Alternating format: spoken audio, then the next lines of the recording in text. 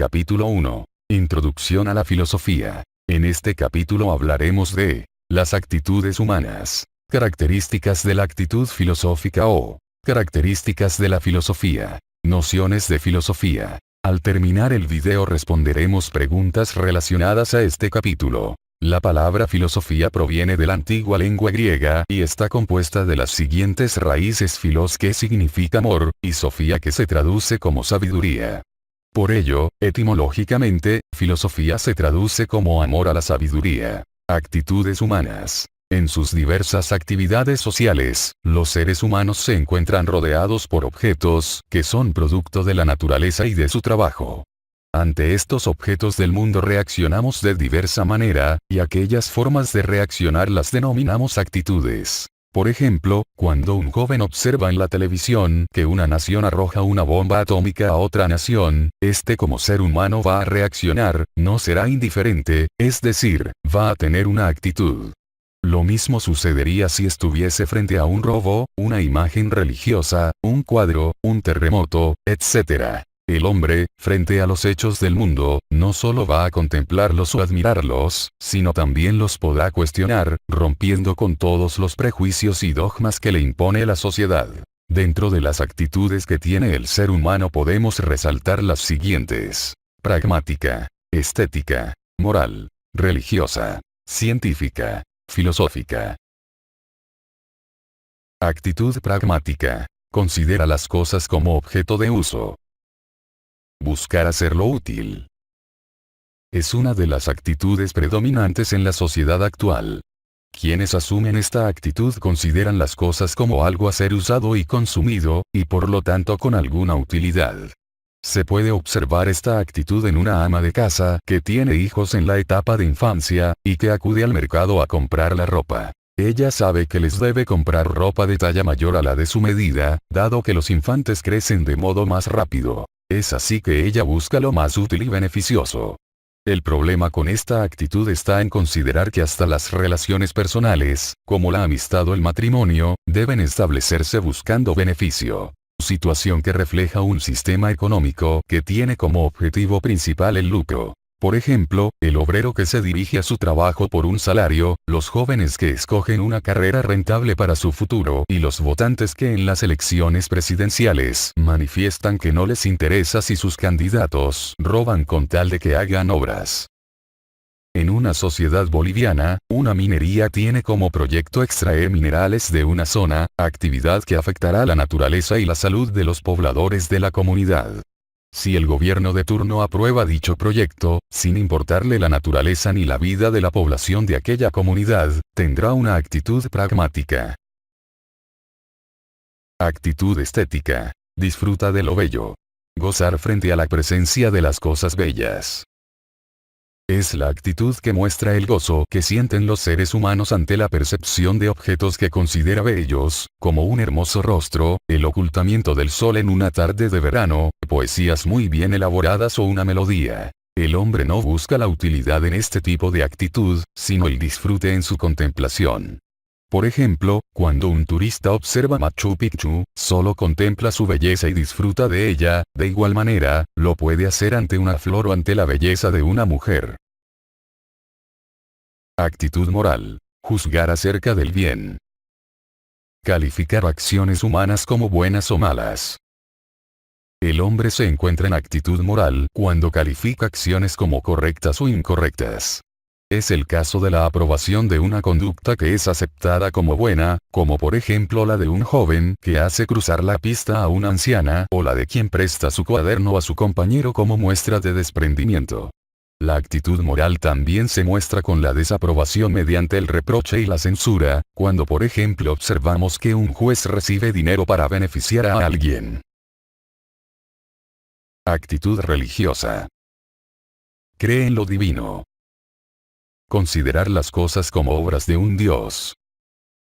Es la actitud que los seres humanos muestran cuando consideran que todo aquello que les rodea es obra de un ser divino, que en todo lo observado está el reflejo o accionar de algún Dios, y que es posible incluso tener contacto con él para algún favor. En esta actitud, se asume que hay un ser supremo o entes divinos con el poder de maniobrar y manipular todo cuanto existe. Por ejemplo, en las procesiones religiosas, los devotos piden con fe a una imagen que interceda por ellos ante la divinidad para que los ayude en algún problema económico, educativo o sentimental.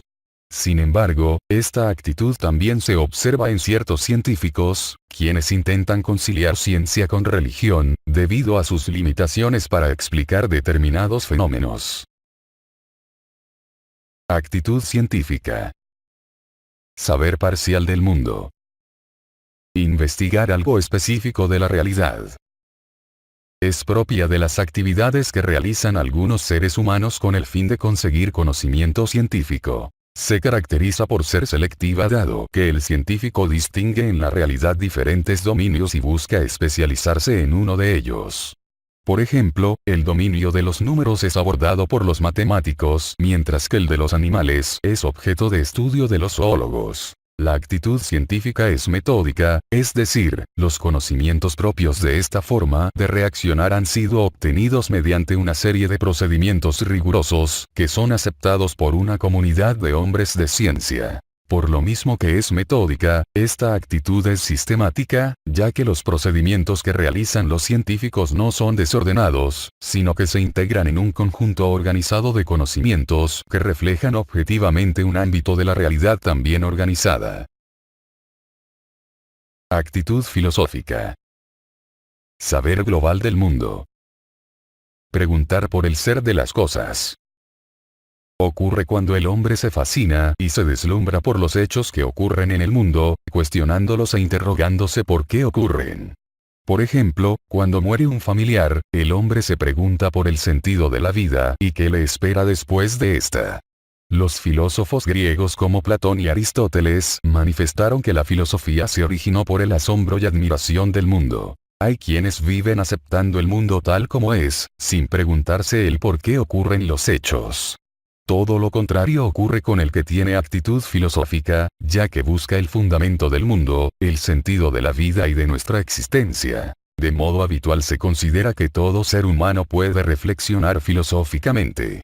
Sin embargo, como hemos visto, aquella caracterización no es correcta, pues todo conocimiento filosófico se modela a partir de una forma de reaccionar que es producto, en última instancia, de las relaciones sociales de una economía determinada. Es así que cuando en un momento determinado de nuestra vida reflexionamos sobre asuntos como la existencia de la libertad, el origen del mundo, la condición humana o los valores, estamos reflejando no una actitud pragmática, religiosa, estética, moral o científica, sino otra muy diferente, pues espontáneamente manifestamos una actitud que abarca la totalidad, ya sea de la realidad entera o de una entidad determinada. Esta es la actitud filosófica. Pero seguramente las respuestas que nos damos son de diferentes tipos. Por ejemplo, al preguntarnos sobre si existe un origen en el universo, respondemos que ese origen fue la voluntad de algún Dios y hay que aceptar eso por fe.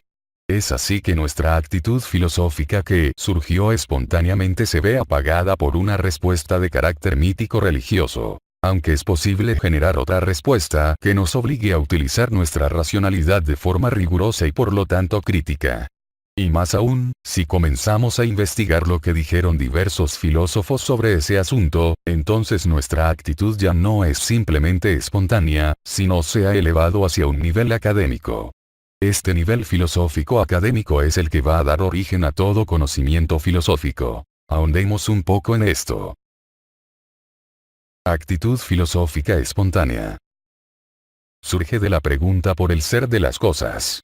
Se produce en las situaciones límites de las personas, es decir, en momentos altamente tensos, como es estar en una guerra o condenado a muerte. Por ejemplo, un presidiario ha sido sentenciado a cadena perpetua, en un momento en el que se encuentra solo en su celda se pregunta ¿qué es la libertad?